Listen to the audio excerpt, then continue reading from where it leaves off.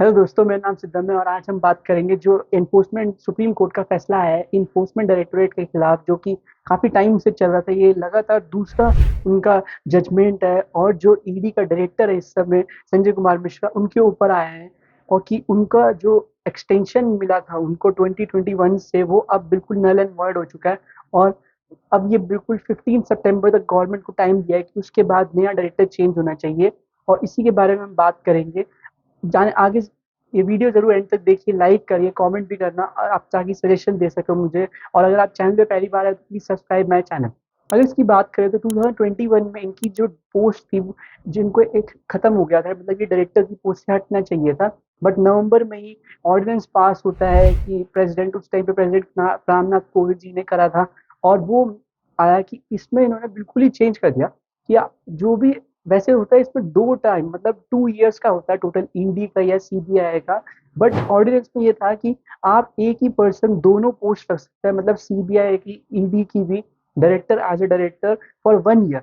But अगर जैसे ही दो पोस्ट, दो टर्म कंप्लीट हुई 2 इयर्स की, उसके बाद 1 ईयर, और उसके बाद भी अगर चाहे गवर्नमेंट तो वो एक्सटेंड कर सकती है 1 ईयर को लेके, 2 बार भी, 3 बार भी, जब तक कि टोटल वो 5 इयर्स कंप्लीट ना कर लें एज ए डायरेक्टर। तो मतलब 2 साल तो परमानेंट होते ही हैं, उसके बाद 3 साल गवर्नमेंट दे सकती है। और तब भी ये केस हुआ था 2021 में इसके बारे में हुआ। और ये जस्टिस बी आर गवाई, जो कि उस टाइम पे 3 जज बेंच में लीड कर रहे थे ये सुप्रीम कोर्ट का फैसला, उन्होंने बोला कि बिल्कुल ही सुपर नेचुरल, मतलब ये इनवैलिड है, कैसे हो सकता है कि ये, बोला होना चाहिए बहुत ही रेयर और एक्सेप्शन केसेस में, लेकिन वो भी शॉर्ट पीरियड के लिए। तब ये, लेकिन ये पूरी तरीके से इन लॉ, मतलब कंप्लीट फैसला नहीं था, कंप्लीट जजमेंट नहीं थी कि कैसे, मतलब आप शॉर्ट पीरियड कितना करेंगे। लेकिन उन्होंने बिल्कुल भी कुछ नहीं माना, गवर्नमेंट चलती गई और ये कंप्लीशन होता गया। और अब हम 2023 में खड़े हैं, जुलाई में। और अब जाके भी ये बिल्कुल, अब दोबारा से 15 जुलाई को यही मामला, और उन्होंने बोला कि नहीं, इसको रिकंसिडरेशन करने की जरूरत है। जो हमने 2021 में रूलिंग दी थी और वो गलत थी, उसको और ज्यादा मैग्नीफाई, क्लियर कट डेफिनेशन होनी चाहिए कि, और जितनी भी जो अब तक टर्म है वो बिल्कुल इनकी रॉन्ग है, नल एंड वॉइड है। और गवर्नमेंट से पूछा भी कि इनकी 31 जुलाई कट ऑफ है, उसके बाद इनको हटाना चाहिए कुछ। और वो ऑर्डिनेंस जो था वो बिल्कुल नल एंड वॉइड, मतलब कैंसिल कर दिया, बिल्कुल ही उसको अनकॉन्स्टिट्यूशनल था। और अब दोबारा से एक और, लास्ट 2 दिन पहले ही दोबारा से गवर्नमेंट सुप्रीम कोर्ट के पास गई कि अभी हम ये नहीं हटा सकते। तो गवर्नमेंट सुप्रीम कोर्ट ने पूछा कि क्या सीबीआई और ईडी, मतलब इतनी बड़ी जो ऑर्गेनाइजेशन है, क्या उनमें एक ही बस सबसे कॉम्पिटेंट पर्सन है, और वो भी संजय कुमार मिश्रा, जो कि पहले अपनी 2 टर्म कंप्लीट कर चुके हैं, और हमने बाकी की 2 टर्म बिल्कुल नल एंड वॉइड, मतलब इनलीगल घोषित कर दी, तब भी आप। तो गवर्नमेंट ने ये रीजन दिया कि हमने, हमारा जो एफएटीएफ, जो कि आपको पता होगा कि फाइनेंशियल एक्शन टास्क फोर्स, जो रिव्यू करती है सारी का 200 कंट्रीज से भी ज़्यादा का रिव्यू करती है कि कैसा उनका फाइनेंशियल सिस्टम चल रहा है, बैंकिंग सिस्टम, उसमें मनी लॉन्ड्रिंग एक्टिविटीज़ तो नहीं हो रही, क्या वो प्रिवेंट कर रहे हैं ब्लैक मनी को लड़ने के लिए, कैसा उसका रिकग्निशन सिस्टम है, उसकी रेटिंग सिस्टम हो गई, रिव्यू एनालिसिस, बहुत कुछ होता है उसमें।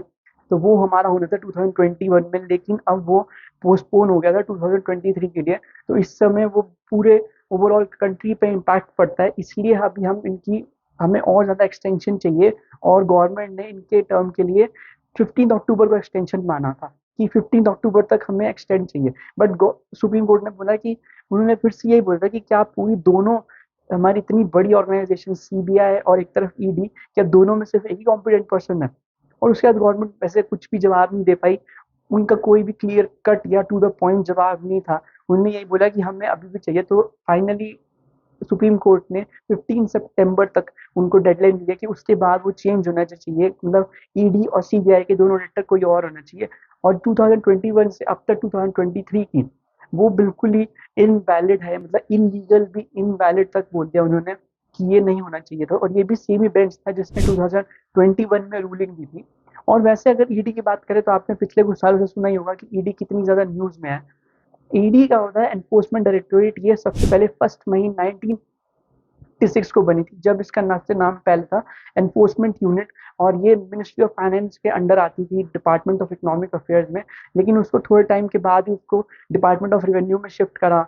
फिर उसको कर दिया गया 1973 से 77 तक डीओपीटी, मतलब जहाँ पे प्राइम मिनिस्टर बैठते हैं उनके नीचे डायरेक्ट था ये। और उसके बाद 77 से अब तक एट प्रेजेंट ये department of revenue ministry of finance के अंडर ही है।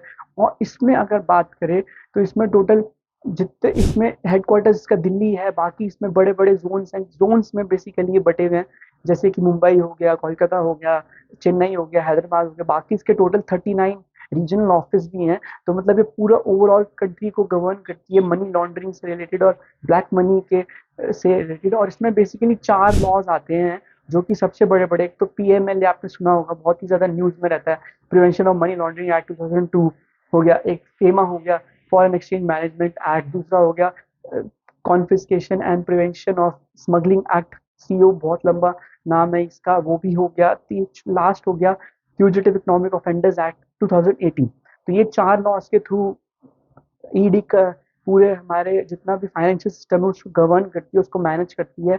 और जितने भी इसका आगे जाके जो भी इसके फंक्शंस है वो सारे इसी के इन 4 लॉज से पावर मिलती है इनको करने की। तो अगर इसकी आगे बात करें तो अगर जो मेन अभी ईडी डायरेक्टर के ऊपर ही बात चल रही है तो उसी की प्रोसेस जान लेते हैं कि वो कैसे सिलेक्शन होता है। जो मोस्ट सीनियर ऑफिसर होता है उन्हीं को सिलेक्ट करते हैं, लेकिन बहुत सारे ऑफिसर्स होते हैं जो अलग अलग एडिशनल पोस्ट पे होते हैं। कोई एडिशनल सेक्रेटरी होता है, तो उनको अगर आप चूज करना चाहें तो उसके लिए सिलेक्शन कमेटी बैठती है पूरा, जो कि सेक्शन 25 सीवीसी एक्ट के 2003 के अंडर होती है। और इसमें होता है चेयरमैन ऑफ सीवीसी यानी कि सेंट्रल विजिलेंस कमीशन, उन्हीं का वाइस चेयरमैन। और सेक्रेटरीज होते हैं होम अफेयर्स से, मिनिस्ट्री ऑफ होम अफेयर्स से, मिनिस्ट्री ऑफ फाइनेंस से, और डीओपीटी के भी सेक्रेटरी। और जो अगर बात करें कि क्यों इतनी पावरफुल बनती जा रही है ईडी, जो एक टाइम पे इनकम टैक्स डिपार्टमेंट और सीबीआई होती थी और अब सारी चर्चा ईडी की होती है। सारे न्यूज़पेपर, न्यूज़ मीडिया आउटलेट सारे इसी में ही भरे रहते हैं। वो इसलिए होता है क्योंकि जो इनका जो पीएमएलए एक्ट है, जो फेमा या फ्यूजिटिव इकोनॉमिक ऑफेंडर्स एक्ट है 2018 का, वो इतनी ज़्यादा पावरफुल दे देता है, इन्हें वाइड बाउंड्रीज देता है, क्योंकि कोई भी जोग्राफिक बाउंड्री सेट नहीं है। सीबीआई को क्या है कि स्टेट गवर्नमेंट वहां पे अपना अगर उन्होंने कंसेंट खींच ले तो मतलब वो उनकी इजाजत के बिना वहां पे इन्वेस्टिगेट नहीं करती। और लेकिन ईडी के साथ आप ऐसा नहीं है, क्योंकि कोई जोग्राफिकल बाउंड्री सेट नहीं है, कोई ऐसा एक्ट, कोई ऐसा रूल नहीं है।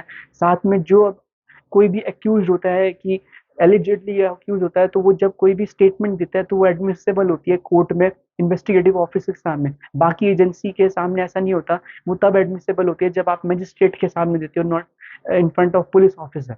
तो ये बहुत बड़ा है। और सबसे बड़ी बात इसमें कि कोई भी प्रॉपर्टी एसेट जब आपके अटैच हो जाते हैं, मतलब ईडी बोल देती है कि हम इसको अटैच कर रहे हैं, वो ये बहुत ही ज्यादा हार्ड होते हैं, मतलब लोग सालों लग जाते हैं लेकिन आपकी प्रॉपर्टी नहीं निकल पाती। मतलब प्रॉपर्टी हो गई, अलग अलग एसेट्स हो गए, वो एकदम फ्रीज हो जाते हैं। तभी बोलते हैं कि इतना मुश्किल है। और इनके कोई भी स्पेशल लॉकअप नहीं होते कि जैसे सीबीआई के अलग होते हैं या पूरे स्टेट पुलिस के अलग होंगे, बट ईडी में कोई नहीं होता। मतलब चाहे आप कितने बड़े वीवीआईपी हो गए, वीआईपी हो गए, आपको सेम ही ट्रीटमेंट मिलेगा जैसे कि और क्रिमिनल्स का मिल रहा है, और उन्हीं क्रिमिनल्स के साथ आप लॉकअप या प्रिजन सेल शेयर करोगे। और इनका ड्रग रिलेटेड भी है, आपने सही सुना, एनफोर्समेंट डायरेक्टोरेट ड्रग्स भी संभालती है अगर उसका एक सीलिंग से ऊपर है, जैसे कि 100 केजीज हो गए, गांजा से ऊपर हो गया 5 केजी, और फिर कोकेन हो गया, ऐसे ऐसे अगर होगा तो आप ड्रग्स रिलेटेड में भी ये मैटर में हैंडल कर सकते हैं। जब इन्होंने सुशांत सिंह राजपूत के केस में 2020 में भी ये ईडी कूद पड़ी थी। और अगर इसका ट्रैक रिकॉर्ड देखें तो जब पीआईएल फाइल हुई थी 2019, बोल रहे थे कि इसके लिए सबसे बेस्ट ईयर था। मतलब इतने साल हो गए तब से अब तक यही बेस्ट ईयर माना गया है, क्योंकि तब इन्हें 11 कन्विक्शंस मिली थी। और अगर आप इनका 2005 से लेकर 2019 तक देखो तो अभी का डेटा है नहीं रिसेंटली अवेलेबल, इसमें मैं आपको जो लेटेस्ट डेटा है वही बता रहा हूँ। वो अगर देखो तो उसमें 2400 केसेस आए इनके पास, और सिर्फ इन्हें 11 कन्विक्शन तो एक ही साल में मिली, बाकी जो अब तक मिली वो सिर्फ 8 कन्विक्शन थी। मतलब 848 तो अभी भी पेंडिंग है, बाकी केसेस क्या हुआ कुछ नहीं पता। तो इतना ज्यादा आप समझ सकते हो कि इतनी पावरफुल होने के बाद भी इतना ही सही जो बोला करते हैं, अब चंद केसेस का ही कन्विक्शन इन्हें मिला है। और इसके लिए बहुत ही सारे, अब मेन बात आती है कि कंट्रोवर्सी हो गई इसकी, क्या हुआ है कि ये, क्योंकि इंडिया की ये बेसिकली स्टेट स्वॉर्ड आर्म हो गई है, कि मतलब अब एक टाइम पे जो सीबीआई या जो इनकम टैक्स डिपार्टमेंट की हैसियत होती थी या इतना ज्यादा उनका नाम होता था, इतने लोग डरते थे, वो अब सारे ईडी से डरते हैं। और इसीलिए, क्योंकि अगर आप देखो तो ये अलग अलग स्कैम को इन्वेस्टिगेट करती है। जैसे कि अभी जब रिसेंटली 2022 में जब सरकार टूटी थी महाराष्ट्र में, तो वो बोल रहे थे, मतलब उन्होंने एक्यूज करा था, इसको कंट्रोवर्सी करी थी कि ये एलिजिडली हमारे नेता को नहीं कर रहे हैं और उनके नेता को कर रहे हैं। जब मतलब ये उद्धव ठाकरे ने बोला था कि हमारे जो एमएलए हैं उनको नहीं इन्वेस्टिगेट पहले कर रहे थे, अब हटा दिए क्योंकि वो चले गए हैं दूसरे कैंप में। और ऐसे यही नहीं होता, बहुत बार होता है। वेस्ट बंगाल में भी जब West Bengal school recruitment scam हुआ था तो उसमें मुकुल रॉय, ममता बनर्जी और पता नहीं कितने उनको लीडर्स को करा था, लेकिन कुछ भी कभी भी साफ नहीं आता पाता। इसलिए बोलते हैं कि ये सब कंट्रोवर्सी मतलब। और जो बड़े बड़े और भी आप स्कैम ले लो कि बोलते हैं कि 2004 से लेकर 2014 तक पी चिदम्बरम जो कि उस टाइम के फाइनेंस मिनिस्टर और होम मिनिस्टर भी रहे थे, उन्होंने बोलते हैं कि इतना इसको ज्यादा इसके पावर्स एक्सपैंड कर दी थी और इतना ज्यादा टीथ दे दिए थे एनफोर्समेंट डायरेक्टोरेट को।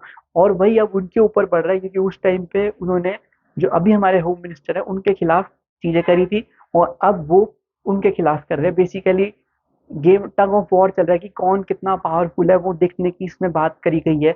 और जो उन्होंने करा था वही अब उनके साथ हो रहा है क्योंकि अब वो सिंपल राज्यसभा के एमपी हैं।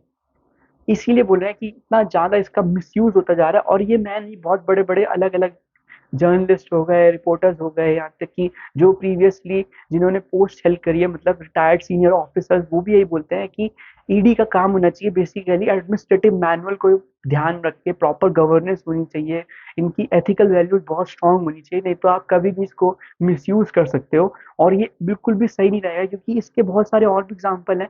जब 2017 में यूपी में इलेक्शंस थे तो ईडी जो अपोजिशन पार्टीज थी उसके खिलाफ चली गई थी। ऐसे ही कर्नाटका में जो कि बीजेपी के रेड्डी ब्रदर्स है उनके खिलाफ चली गई थी, जो कि तब कांग्रेस थी, अभी इस समय वो कांग्रेस के उसमें है। तो ये सब ऑपोजिशन चलता रहता है, जो भी जिसकी भी होगा वो उस तरफ चली जाएगी। और ये बहुत ही ज्यादा रिस्की, बहुत ही ज्यादा अनकंडीशनल, मतलब ये गलत है, ऐसा नहीं होना चाहिए क्योंकि हमारी डेमोक्रेसी में और प्रॉपर अकाउंटेबिलिटी होनी चाहिए, रिस्पॉन्सिबिलिटी भी, क्योंकि वो नहीं है। अगर आप देखो तो कई बार पीआईएल या फाइल होती है या कभी आरटीआई फाइल होती है, उसका जवाब नहीं मिलता। तो यही थी पूरी कहानी और इसका जितना भी लेटेस्ट अब डेवलपमेंट्स है वो मैंने कर दिया, कवर कर चुका हूँ। अगर आपको कोई भी और क्वेश्चन है तो प्लीज़ कमेंट में लिखना, लाइक करना, शेयर भी। और कोई भी आपका सजेशन है कि मैं और कैसे इंप्रूव कर सकूँ अपनी video, then please mention in the comment section. And जाते जाते please subscribe my channel. Thank you.